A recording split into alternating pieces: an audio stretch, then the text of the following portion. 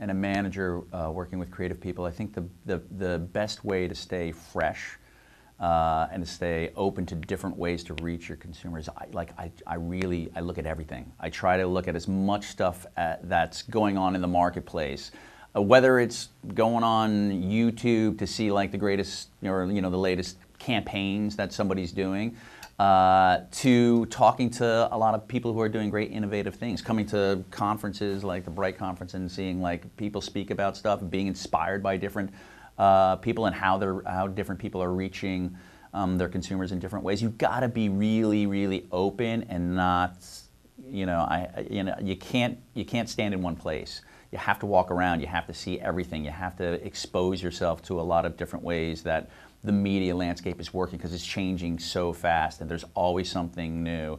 Like, how are people now using Twitter? How are people now using Instagram? How are people, who's doing stuff that's really innovative and interesting? And I think what you really have to be driven by is, if you can instill this sense in your team, like, look, let's be famous for something different.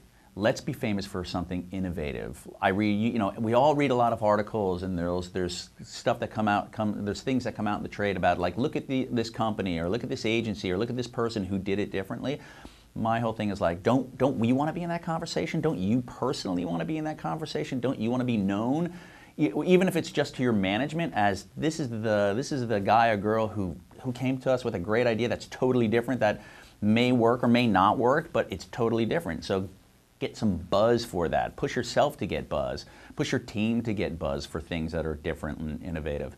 So it's that search to be, I think a lot of people, especially in the creative industry, are A-type personalities. So they all want affirmation that they've done something that nobody else has done. And just let that fuel you.